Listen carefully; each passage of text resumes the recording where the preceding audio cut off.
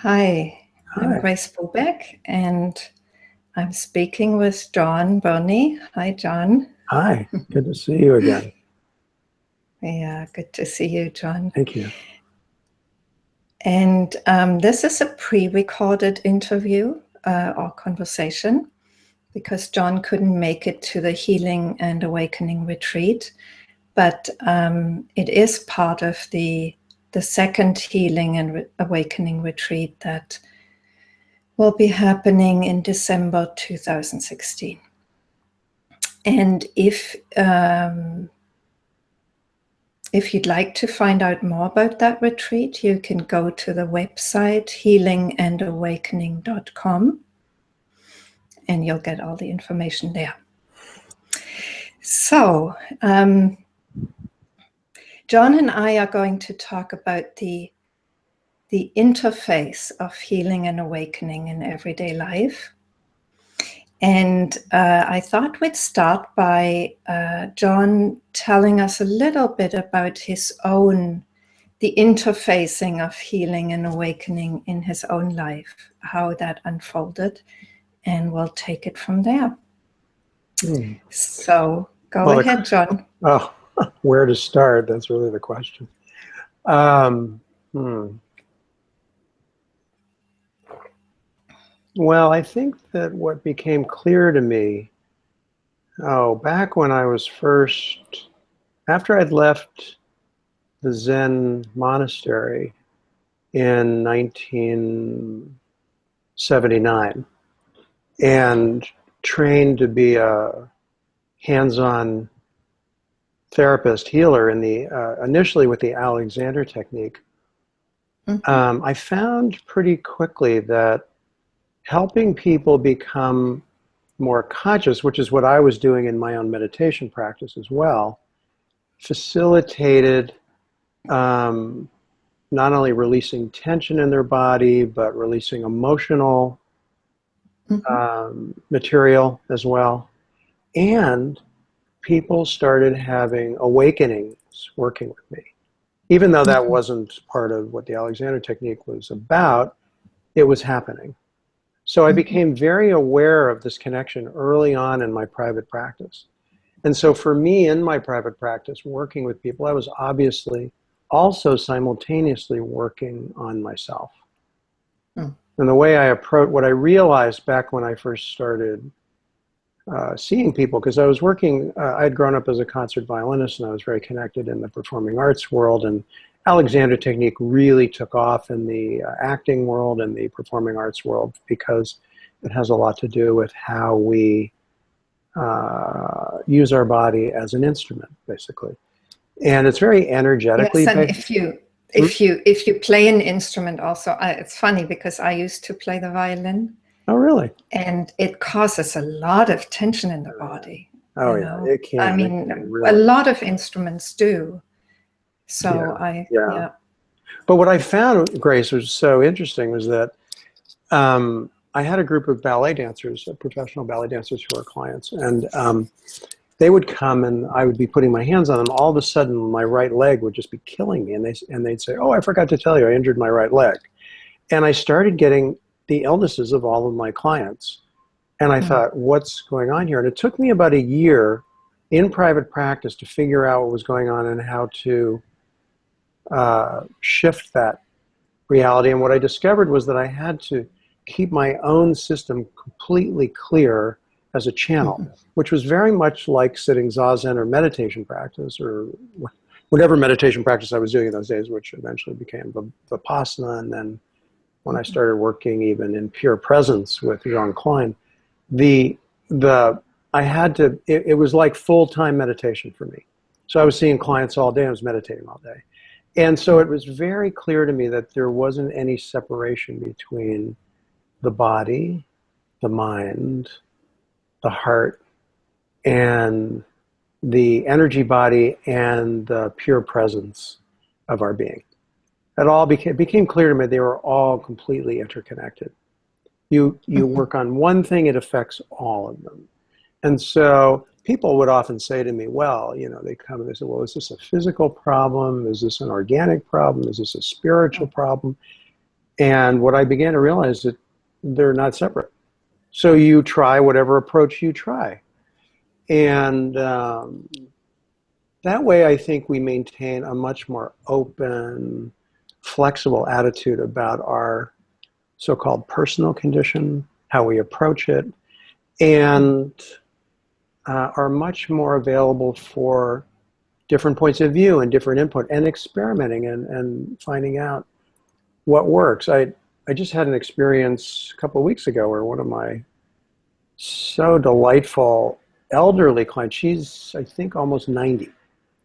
She gets up the stairs and she comes in and she's got tremendous energy, amazing. And apparently she had a really bad back thing going on. But now I don't do hands-on work, rarely. Actually, in this last retreat, people were having some very intense energetic movements going through the body. So I would get up and put my hands on them and help them channel those energies.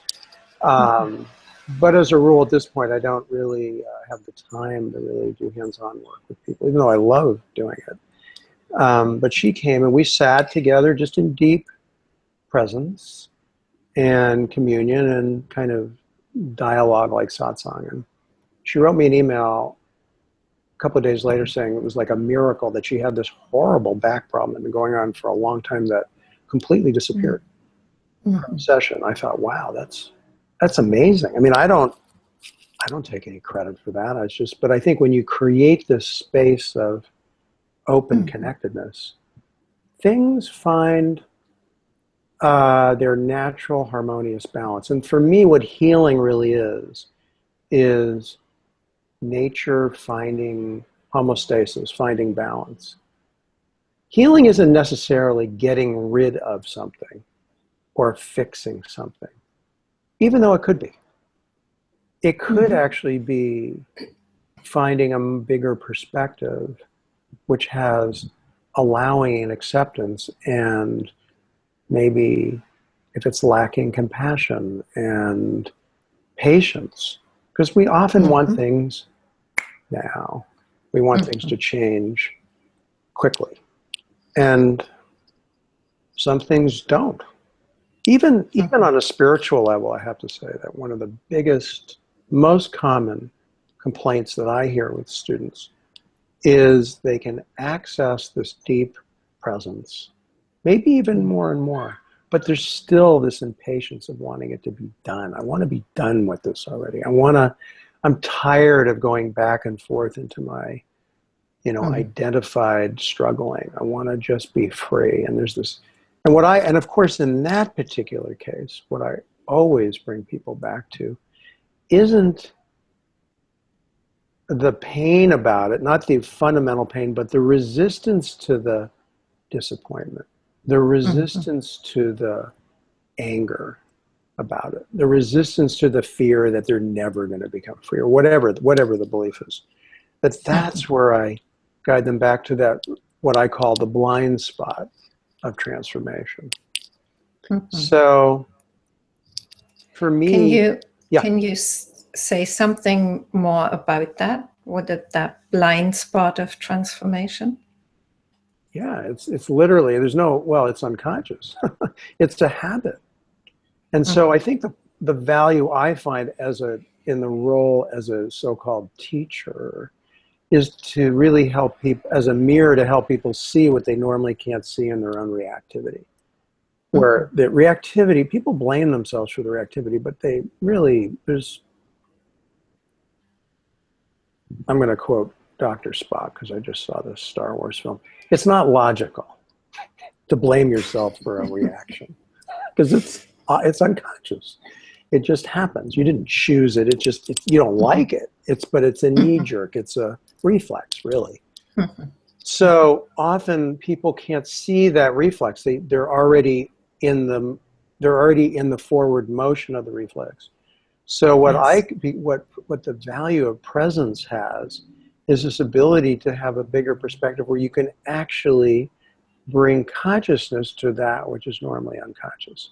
Interestingly enough, that's what Alexander did in his retraining of his students and in his own learning process of having to heal himself of a speech problem when he was reciting Shakespeare. that he learned. He retrained himself. He did very deep inner work, actually. Quite fascinating to hear about his story. And of course, unbeknownst to him, he accessed presence, and he didn't know that, actually. But I know from one of his closest students who I trained with, Marjorie Barstow, she said, he knew he was tapping into something, but he didn't know what it was.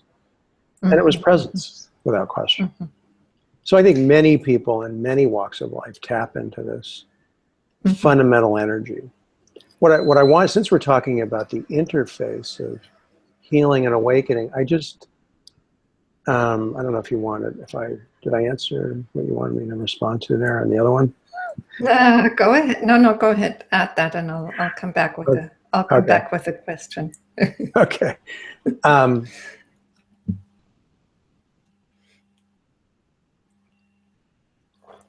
My perspective is that, when I say the interface of healing and transformation, that it's no different than talking about the interface of relative and absolute. That really the Buddha, Shakyamuni Buddha, when he talked about the middle way, he was really talking about the interface between the relative and the absolute, between healing and transformation, because it was suffering that led people to wanting to be free of suffering. So interestingly enough, the relative leads to the absolute. The form leads to the emptiness, like in Zen. Form is emptiness. Emptiness is form. So I see them as synonymous. That healing, that true healing and transformation are actually the same thing. Now what happens is, and today I think happens too, is that people become overly focused in one thing. So they become like pinpointed on not like the non-dual perspective of just presence, not personal. Now that has a place for training.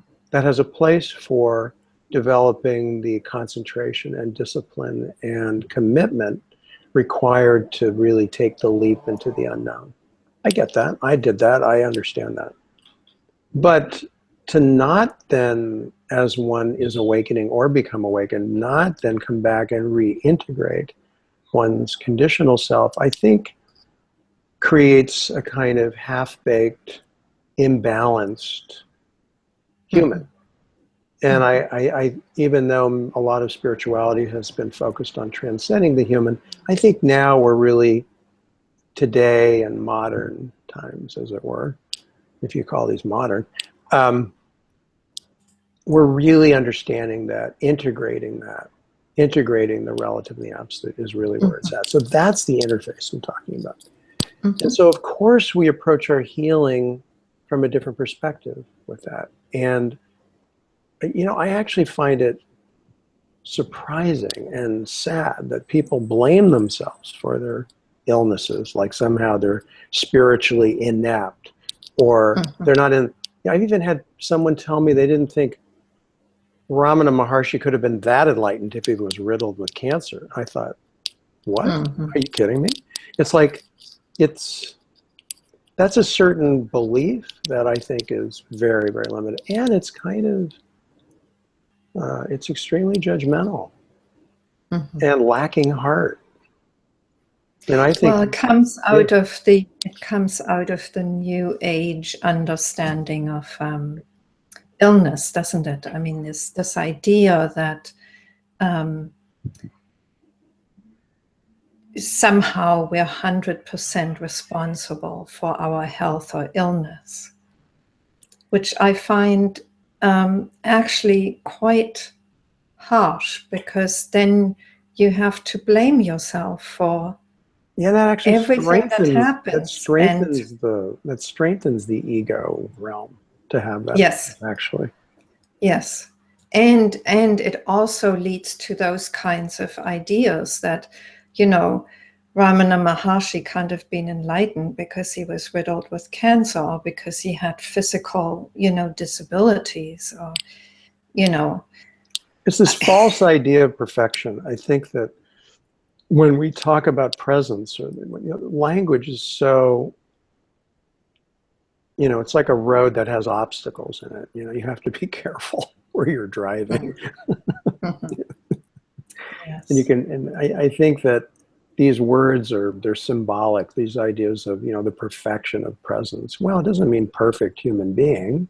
Human beings we're not perfect, but we are. I mean, that's the flip side, is that when you live from and see from and perceive from openness, then there is a kind of trust in how it is. But that's not a resigned kind of callous perspective. It's actually open-hearted and open-minded. Very different. Yes. Very Yes. different. Yeah. So the perfectionism really, I mean, to me, as I see it, it's really an expression of, an attempt to still control things, control oneself, control others, control life, control. Yeah, because people feel unsafe. All control issues are all about wanting to feel safe and protected. It's just, it's basically survival. It's just normal, organic survival programming. There's nothing wrong with it. It's natural, but it can certainly get in the way. And it's important that we recognize it and allow it and have compassion even for it. And acceptance, like it's okay. It's okay to want to be safe. What's wrong with that? It's okay to want to, survive. What's wrong with that? Yeah. So, but when we shift, when we find out how to allow healing, and interestingly enough, in so many cases, we do know how. Actually, I mean, even just realizing just the body functions, we take for granted that we're living in this absolutely incomprehensible, miraculous organism that has infinite functions and energetic connections that we could never begin to comprehend. Not at least not with the way our minds are now. And yet, we're trusting it all the time without even knowing it. It's natural. Or you cut your finger, you wash it off, you put on a Band-Aid, whatever, and you just, unless you have, you have some bleeding disorder or whatever, you know that it's probably you just trust that it's going to know how to put itself back together again. And I often encourage people these days more than ever to trust that which is taking them back to freedom knows how to get there. That our job mostly is not interfering with it and allowing it to do it, and to, when it's happening, give it attention in a way that doesn't interfere with it. That's what's meant that there's nothing to do. But it doesn't mean that from a human perspective, we're not participating. We absolutely are, actually. So it's learning how to participate without interfering with it and without strengthening the one who thinks he's in control or she's in control. That's all. It's not that complicated, right? It's not easy. It takes practice and commitment and phenomenal patience, really. So, well, it's interesting because, and I'd really like to take you also back to your beginnings, because your beginnings are everybody's beginnings. And I know that in the beginning, when the search for healing or the spiritual search starts, or both, there's pain and suffering that drives that. And it's almost like without that,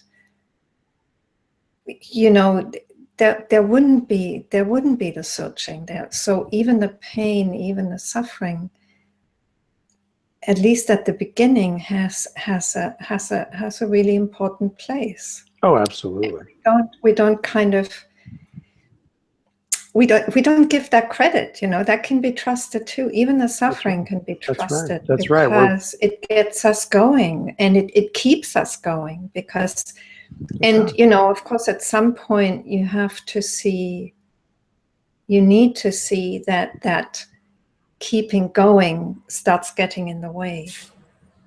But, to start with, that it just feels so precious that something's starting to look, is starting to look for healing, is starting to look to, wants to wake up, wants to find what's true, wants to find what's real. Absolutely. Absolutely. I often say that, I was forced into this, and everyone's forced into this, because who would do this? We're habitual creatures. If we're comfortable and things are good, why would we want to? We like we like to be comfortable, just as human beings. But it is true that I certainly was forced into it. And I learned, I realized I didn't even have a choice about it. I learned really young that I couldn't run away from my pain, from my suffering, really. Like, that I had to face it, that I don't know, somehow I luckily learned that really, really young, and became profoundly committed. I don't know if it was because of all the years of violin discipline, or it was just part of how I was as a young boy, that I had that in me early. I don't know. But I knew that if I couldn't, I became an Alexander teacher because I had so many back and knee problems meditating on a zafu. And I had to just and I figured if I couldn't keep meditating on the cushion, I'd kill myself. I was going to go crazy. That I had to meditate no matter what. And in those days, you didn't really sit in a chair; you sat on a cushion. It was, so I started taking Alexander lessons so I could sit on a cushion, and I had to. And then, of course, when I left the monastery, I'd always had a gift of healing with my hands since I was a child, and I thought, well, maybe I should do that. Maybe I wanted to do some kind of work that allowed me to continue my spiritual practice in the context of my work. That was essential. And where I had some autonomy, where I could go on retreats, which I continue to do many years of retreats. And my spiritual practice and all that was my number one priority.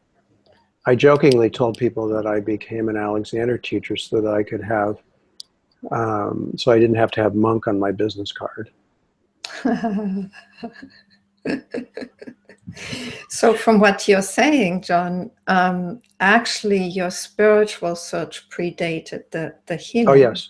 Yeah, the spiritual awakening, that began very early. Yeah, way long before I began to discover the connection there. I think one of the, there were many teachings along the way that awakened me to this, but I think some of the work that I really benefited from is in the self-acceptance training work that was developed by Dick Olney, and I trained with Cherie McCoy, who's out there teaching us. She just wrote a book, and she's great. I learned so much from her. And they really understood and practiced in a beautiful way the connection between healing the emotional body on a non-cognitive level, more on an energetic spiritual level, and the connection there. It became very clear to me. And that's why I found in my work with people, because people needed that help. When I was being in private practice for 36 years now, it became, I continually learned and grew in my own training, and got trained in many areas that can help people, because I thought, I just want to be able to help people. I want to find out what's really going to help people. And it became very clear to me that people could access presence, but what was in the way was the trauma of their, often the trauma that was literally in their bones, in their tissue, in their nervous systems, in their emotional bodies. So I realized I had to develop more skill and experience in finding out how to work with that. And of course, what I realized and discovered, even in my own experience, was that as I went through, for instance, a heartbreak, a loss in a relationship, or a death of a friend, that in that grieving, because I was a meditator, because I sat as much as I did, I could sit through a full cycle of discharge, for instance, of emotional discharge, and find out on the other side that I was actually much more open and connected and equanimous and peaceful. And so it became really obvious that allowing the emotional realm to fully gestate and complete its cycle, heal itself, facilitated deepening and awakening. It was obvious. Mm-hmm. So it wasn't like, some people think and have misunderstood some of my work as, being sort of psychologically therapeutic. And even though it might be, that's not the perspective that we're coming from. The perspective is from presence, always. So in every... So let me... Yeah. Sorry, let me focus in on that, because, as you're speaking of it, that seems to be the really the connecting link between healing and awakening. It's like, as I hear what you say, it's like you're saying, in however you work with people, you are present. Always. That's always what's here. And so there's a way of being present to what presents at any level. At the beginning it was physical, may have been just physical pain, tension, contraction. There was also the emotional, the emotional component, and then there's the spiritual searching. Yeah. And presence seems to be I don't even know how to call this, but the one thing that can hold or provide like a container for all of it to transform. Yes, it's the fundamental intelligence that puts everything together and heals, and it is what heals. Mm-hmm. It is the transformative creative force of life. So we literally become aligned with it until we really literally are it. And that's what awakening's referred to as. And so everything that I do in my work is from that perspective, always. Mm-hmm. That's always how it's being seen and felt and supported. Even though I have a lot of skill and training and in all kinds of ways that can help people. We need tools when we need them. Yes. When we don't, we don't. Right? People say, well, I'm worried about strengthening the doer. I said, don't worry about it. As long as you're a doer, you'll be doing, and when you're not, you won't be. So nothing to worry about. That's not that's not something you need to worry about. Let me check this with you. Yeah. Sorry, it goes into a slightly different tack. No, go for it. It comes to run that by you. I used to think, in my own experience of my own life, and also in my work with people, that the healing force was love. That's what I had come to. Mm-hmm. And I wrote a whole book about that. It's not published because somehow it just doesn't feel, I'm just not ready to put it out there. And since I wrote it, interestingly enough, I've come more to see that the even deeper truth is actually presence. Yeah, of course. And love is can be a flavor of it, just as compassion can be. Yes. But the essence seems to be, presence, awareness. Absolutely. I love what you just said, the flavor of it. I think there's many flavors of it. And people hear about it. It could be peacefulness, it could be equanimousness, it could be inspiration. Mm-hmm. It could be creative inspiration. It's how it manifests, so to speak. How it actually is, and it certainly can be this amazing realm of unconditional love too. There is somehow, when the heart is fully in this presence, mm-hmm. Yeah. the healing, the desire to heal somehow is very natural, you know. It's a natural outpouring of that presence. You know, like I'm thinking of people like Amma, or Mhm.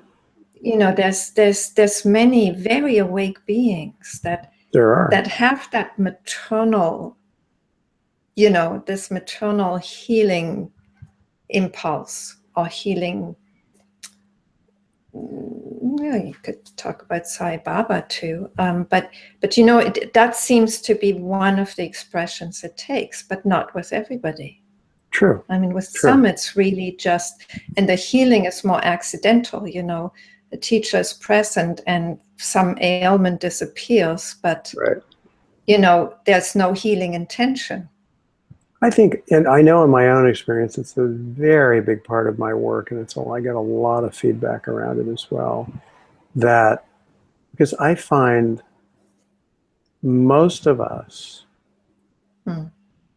need to find out how to develop compassion and gratitude.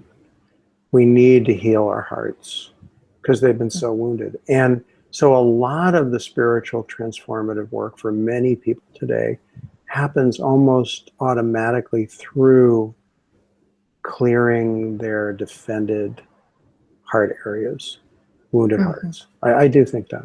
So I think it's why we have as much compulsive disorders as we have, because people have not known how to, in a healthy way, transmute emotion.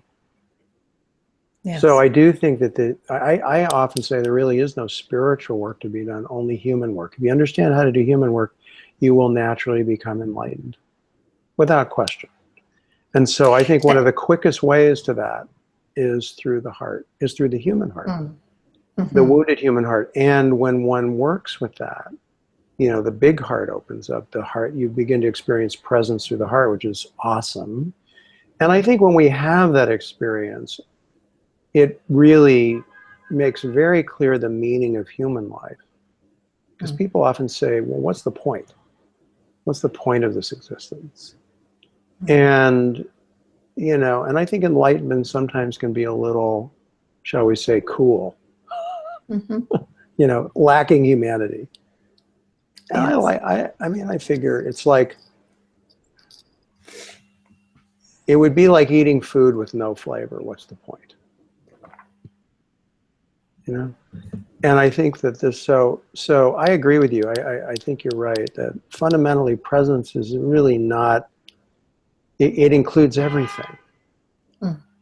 And, but you know, all roads lead to Rome. So which road do you take to find the truth and to become liberated? Which road do you take to find healing?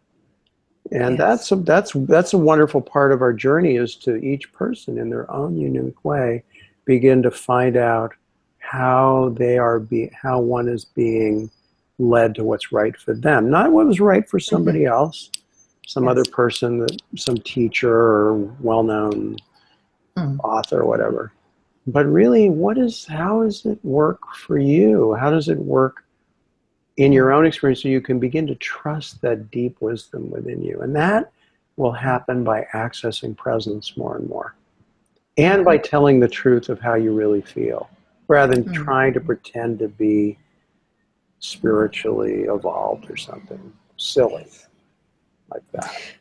Yeah.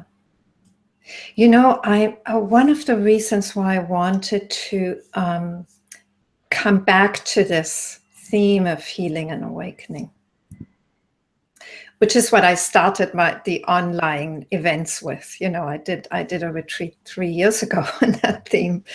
And the reason I wanted to come back to it is that there's something specifically in the Western evolution of the non-dual spiritual teachings that somehow, even just in the person of teachers, brings together both the therapist and the spiritual teacher. You know, people who are both attuned to what it takes to heal human suffering at various levels and in various ways. and at the same time know the truth of being, the know presence, and know the healing power of presence, and somehow know that the two aren't separate, the human and the divine, the relative and the absolute. In traditional Eastern teachings, they're often just, there's this categorical difference that's made between the two. And somehow, there seems to be a coming together of those. And to me, that's just so, there's something very precious in that, and something very beautiful and unique. And really a contribution that the West is making to this, to the awakening of humanity. I agree. Absolutely. Well, the awakening and the healing of humanity. Yeah, and that that the other thing that's very interesting that comes to mind, that this is a very hard one for people to accept, but I think I'll talk about it. I don't know if we talked about it before, and I don't know if you, but I think it's a very big part of this, which is being very careful about making conclusions about how it's working for you or how it isn't working for you. Because what happens often is that someone can have a kind of emotional or a kind of healing catalyst, shall we call it, that is something that may be based on early trauma, that has a way of coming up, releasing, discharging, healing, transforming, and then comes back. And people go, what's wrong? How come it's keep coming back? Obviously, I'm not getting it. I'm not really moving forward. They make those conclusions, which aren't true, actually. And I encourage people to realize that often those patterns are actually running the liberation. They're actually the machinery at some level that's actually facilitating. So you just let it happen. And they may eventually just drop away or completely not be taken personally anymore. You begin to trust that this is just how healing works, that you don't confuse it and think something's wrong or make this conclusion, which is only that those conclusions strengthen the separate identity, actually, ironically, and keep someone separate. So that I just like to emphasize that, because I think that's the hardest thing for people to accept and to understand and to trust. Yes. Yes, because it's so easy for people to think that if something comes back, there must be something wrong with either them, or, they haven't done the right thing in healing it yet. And it's also the other side of it is that the other side, which needs to be expressed and felt and allowed, which is, I don't want to be suffering anymore. I don't want to have to go through this anymore. And sometimes people think, well, I can't say that because I'm supposed to accept everything. They lay all these spiritual trips on themselves. All these platitudes of spirituality are like whipping. Like they're sort of like, they're like we're self-flagellating with them, and so a lot of that's falling away. Those old beliefs that are really not helpful anymore. Yes. We really are evolving our understanding of all of this, which is beautiful. As you were mentioning, it's really, it's going to keep happening in many ways, I think. I also wanted to say that I think one of the things that's really important, and I think it's a big part of my work, and I get a lot of feedback for it in my teaching, especially publicly and retreats, is the importance and value of our attitude, of being able to have a sense of humor about it, because it gets so heavy and so serious. And so, I don't know, it becomes a kind of burden almost, the burden of becoming enlightened. And so I like to bring in as much humor and lightness and playfulness as I can. The puppets I use and all of that are part of it. And I think it really helps people. That's what I hear. I get so much feedback that it helps people just release some of that tension that comes from being a seeker. Yeah, seeking is so serious, isn't it? It's like even trying to get healed can be a real bummer. I mean, it's, spirituality can really become a bummer. And a lot of people are saying, I'll say, you must be tired of coming to these, and everybody laughs. Everybody's tired of it. I mean, I like to hang out with wonderful people. So to me, I look forward to being with you and others who are awakened and awakening, because it's, when you're tuned in on that level, it's a party as far as I'm concerned. It's the best party going. So I like to have fun with it. And I think if we're not too serious and we don't get too stuck in some belief about how it should be or how it should go, and that we're creative and open-minded and can try different things, then we become it's more fun. I mean, why can't it be a little more fun? I'm trying to get that installed a little bit into the So why don't we bring in some of your I was just thinking, the one animals. Hold on, I gotta do this little click thing you told me about. So okay, there we go. So sometimes it's just we've got somebody who's really suffering and really not happy about how things are going. Right? There he is. Oh, you just need a little care. Okay. Okay. Oh yeah. Oh, it'll be okay. It's gonna be okay. Okay. Yeah. Oh. You haven't seen him before. You haven't seen him before. No, I haven't. But I think there's someone else who wants to come over here. Hang on. There's someone else who wants to say hello. Oh, sweet little. But people like Bunny. He's got a little itch. I think he's got a little.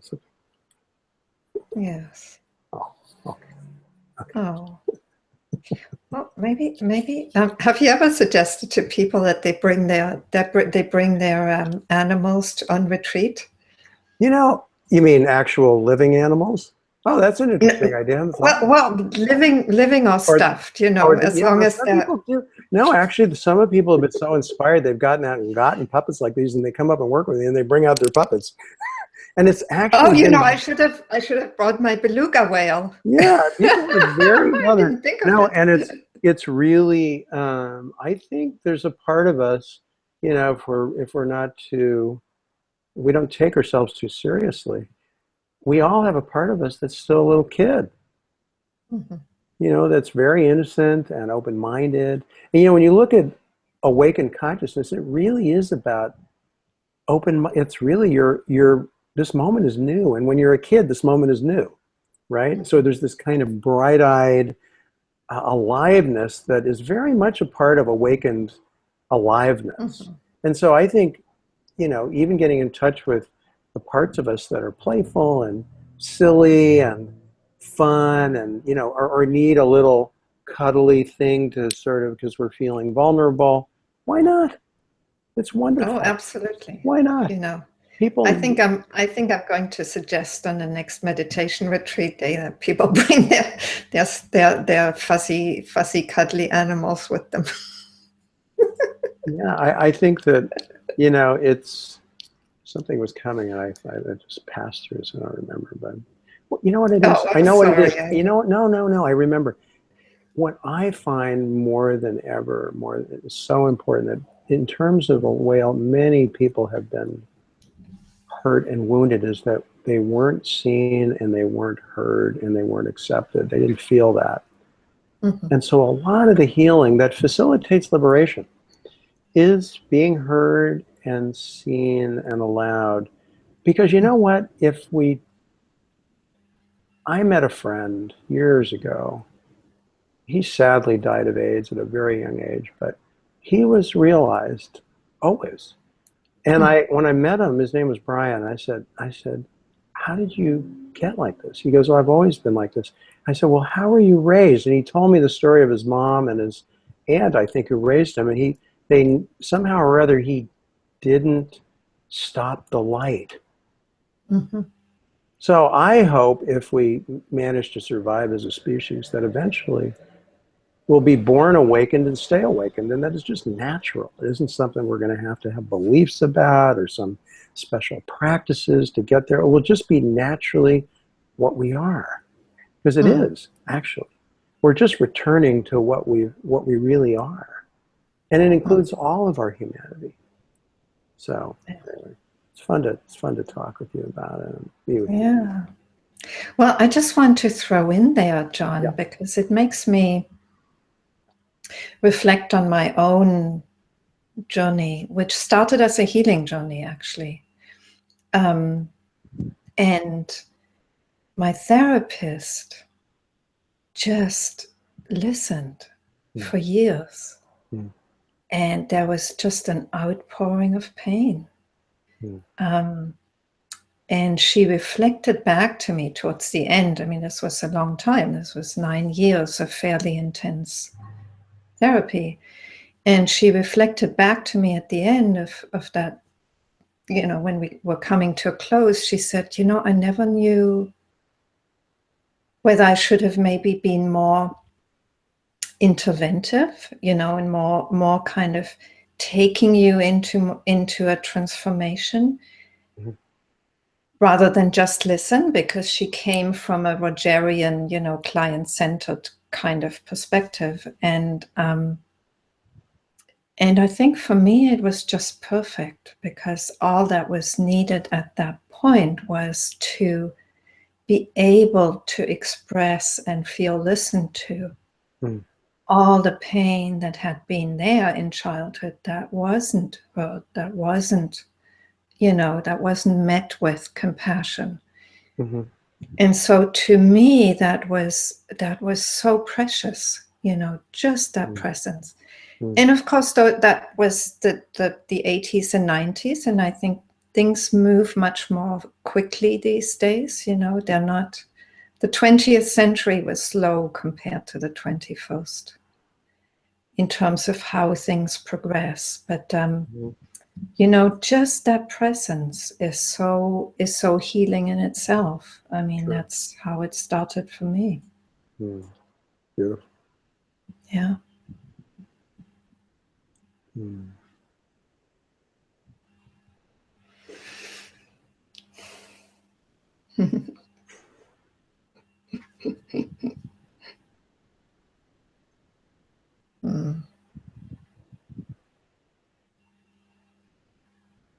And the other thing I just want to add in there is, what expresses, especially in playing with, becoming more playful, is there's a kind of innocence there, a kind of not knowing that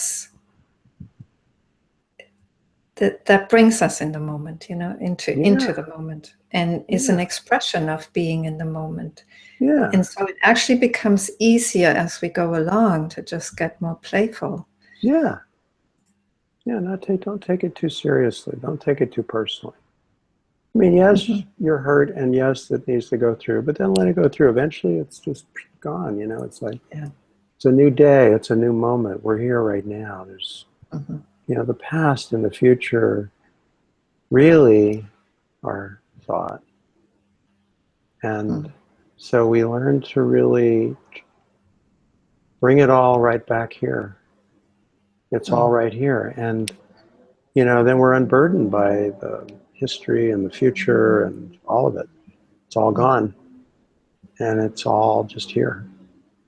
So it doesn't mean we're ignorant of things that may need action or attendance, of course. But then we live from a place that's really clear and available for what the next step is, whatever that is. And I think that's so important today, especially. Yeah, totally. And I wonder what your take on that is. I've always somehow felt that my own healing went deeper than my personal, my own personal healing. There was it is almost like I always felt like I was carrying the pain of the world on my shoulders. And so, there is this pain body of humanity. There's just the pain body of individual people. In fact, it's not even personal. I mean, we just kind of somehow are plugged into this. And so my sense is that in people who have healing, who are in a healing movement and awakening movement,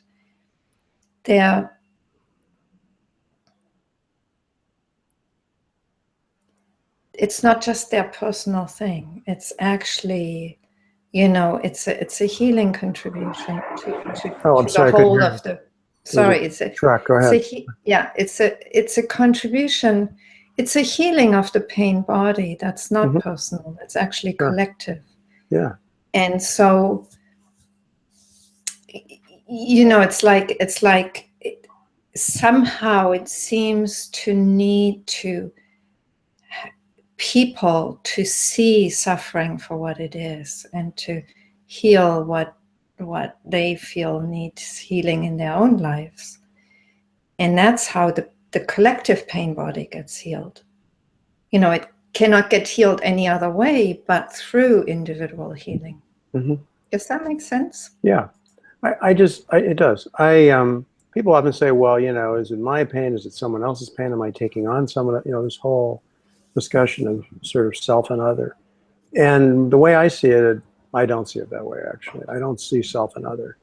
If there's something that needs attention, you give it to it. Where it came from, whether it's this life, someone else's life, some other historical, ancestral energies that we're carrying around in our DNA, who knows? Past life, it's all I can say is, if it's in front of you, it's what you get to take care of, period. If you get caught into who, ownership, that's already a problem. It just needs attention. It just needs love. It needs acceptance. It needs allowing. It needs breath. It needs whatever. And that's what I was talking about early on when I mentioned the Alexander work, is that when I was taking on what I felt like I was taking on. And it really trained me to be in presence more and more. Because it's the only thing that worked. Otherwise, I was having a lot of problems. So for me, it was pretty practical, really, to discover the truth. It worked, And I think that's ultimately the bottom line, is what worked. Whatever works. So what you believe about it or how you frame it, who knows? I don't think we really know. I think it could be one thing, it could be another. Our mind wants to have a good explanation. It wants to have a construct for talking about things and discussing things. That's fine. And I understand that. But really, when we really are honest about it, I think the realm of the open heart is the realm of not knowing and of being available. And so, when we do talk about it, which we are, yes, I agree with you. It really is, when we heal ourselves, we heal the universe. We're not separate. I know that. I mean, I work with people all over the world. We're connected right now, even though you're in Canada, I'm in San Francisco. I work with people in Australia and wherever, Asia. And there's literally a palpable connectedness. Yes. Nobody understands that. But that's the same connectedness as the flight of birds that know how to flip around and all do whatever they're doing, or blood cells that know how to work together, or who knows. I mean, it's like it's one body, it's one mind, it's one heart, really. Yes. So I remember when I was leaving, last time I saw Robert Adams in Sedona, and he didn't want me to leave. And I said, I'm going back to San Francisco. He goes, why? And I said, well, I put my hand on my heart. I said, Robert, you will always be in my heart. And the truth is, he is, for real. And so are my parents, who are gone. But he's very alive for me, and so are my parents. And the presence is really the deathless and the birthless. And I'm very grateful to be able to connect in the deepest level with this life. And more people are finding out that that's really, that's the way to find happiness and fulfillment. So it's pretty amazing, isn't it, to be a part of this journey and to participate with others in this discovery. And I really want to thank you, Grace. I really am grateful to you. And I feel a really wonderful, loving connection with you. It's so nice. I think, you know, even though you were talking about what you did about presence and love and so forth, I still think that when it comes to human life, love is really, it's the point. Awakening is essential, but love is the point.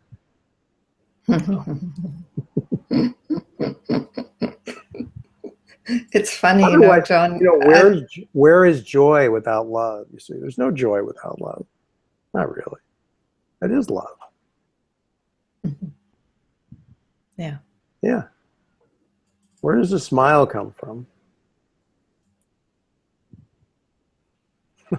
It's natural. In fact, they say it takes more muscles to frown than it does to smile. That smile is the natural outgrowth of the heart open, isn't it? Absolutely. Yeah.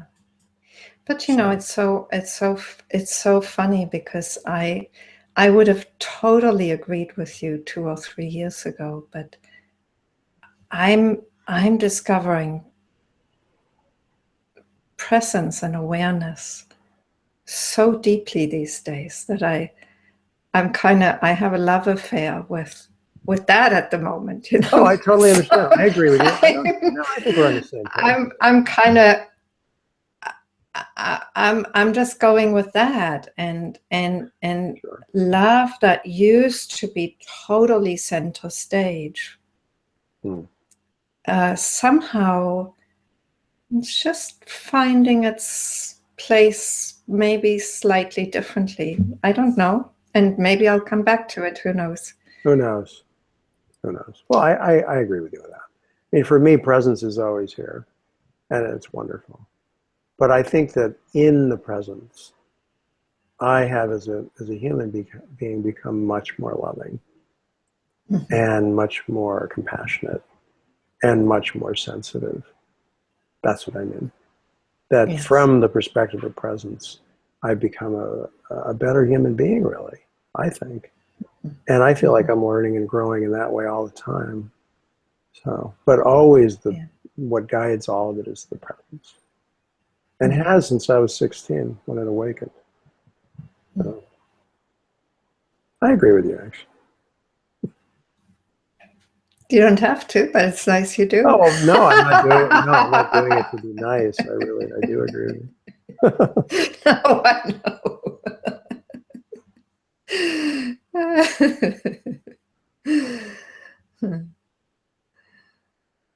Oh.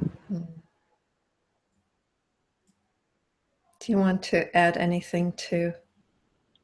No, thank you for inviting me to join you on your retreat. I'm sorry I wasn't able to attend on the day of, but maybe another opportunity where people can call in. I'd be happy to do that. And thank you for all your good work and what you're doing in the world to be of service to others and have a good time. Well, yeah, I don't know what else. Absolutely. I think we covered a lot of material today, actually. So. Actually, it does come to ask you, just because it's very alive right now, you know, a lot of people are feeling after the US presidential elections, they are feeling really in shock about the result and they are, yes. Trump being president. And, you know, it's really caused a lot of unsettledness and unease and worry for a lot of people, very real worry, you know, the minorities, and, oh yeah, you know, in the United States. And how do you respond to that? Oh, wow, that's so multi-leveled, you know. First of all,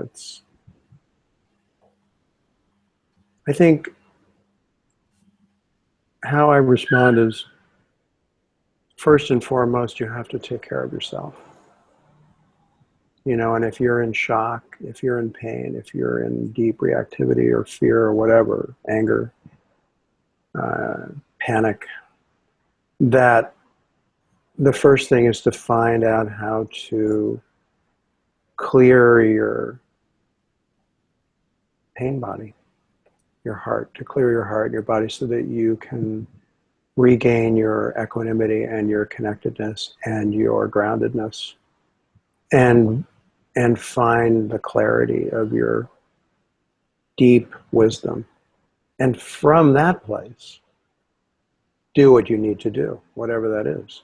If that means to take action or to work for change or whatever you need to do, communicate and be a part of whatever, if you feel something needs to happen. Then you come from that clarity rather than from a reactive, frightened, aggressive place. Mm-hmm. And to let yourself go through what you need to go through. Let the feelings get activated and discharged. Let yourself have a safe, healthy way to express and release the pain that's not harmful to yourself or others. Mm-hmm. And to see the bigger picture, to have a bigger perspective, to be open-minded, as difficult as it might be. Mm-hmm. To ask questions rather than just get hardened in a position of conclusions and belief about how it is or how it's going to be or what this means. So it does provide a very intense mirror on a deep level for many people.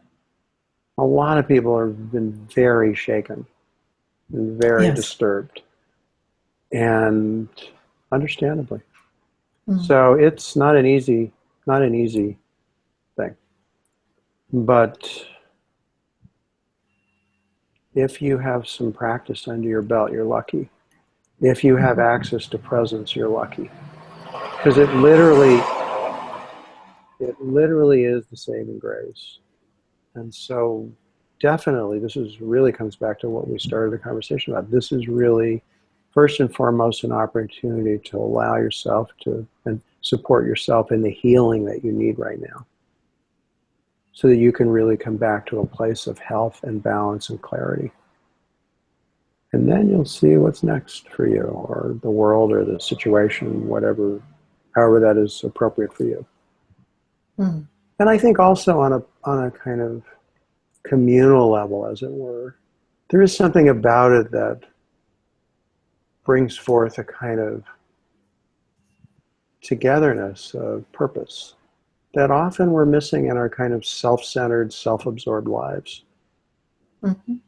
And I saw this, of course, in the 60s during the peace marches, and the energy of that was very powerful. I was a part of it myself. And the other day I was working with a client. It was right after the election, and there was a whole group of high school students that were marching outside my window, big group, and they had signs and they were yelling, "Not our president." And I just wept. It was so moving because it was just the same energy I felt in the 60s, of a kind of unified humanitarian clarity.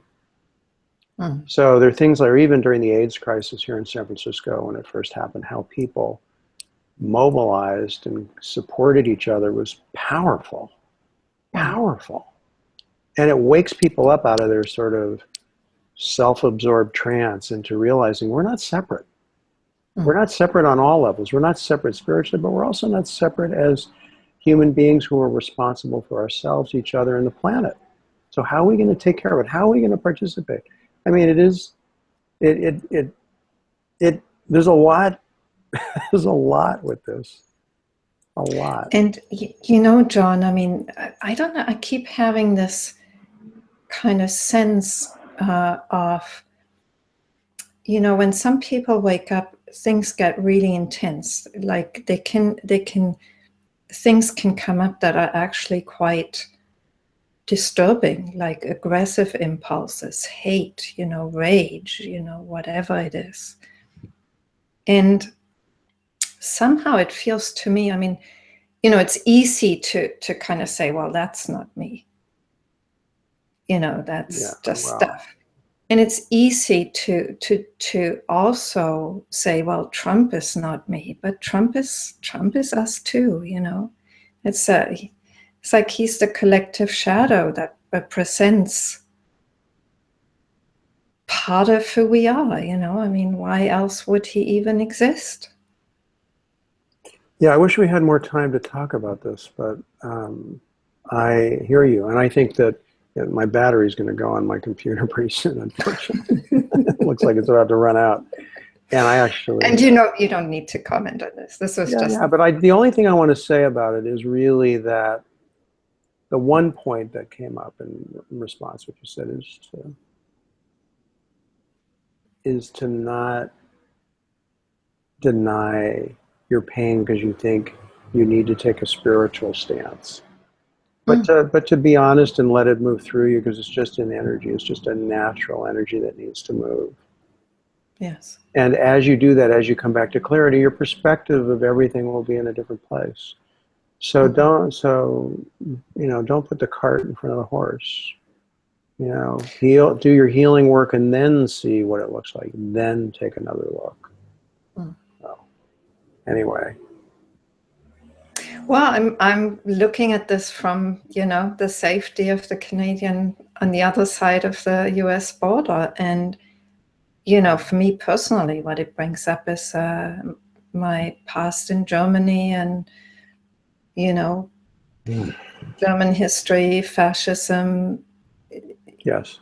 You know, and I had to find a place of embracing that as part of what humanity is capable of. And somehow, to me, I see Trump in a similar way. You know, it's like he kind of represents the you know, a lot that's quite ugly about this human life. And True. Well, I think you're right. I mean, I think... And you know, is it possible to simply see that for what it is? Yeah, it's in all of us.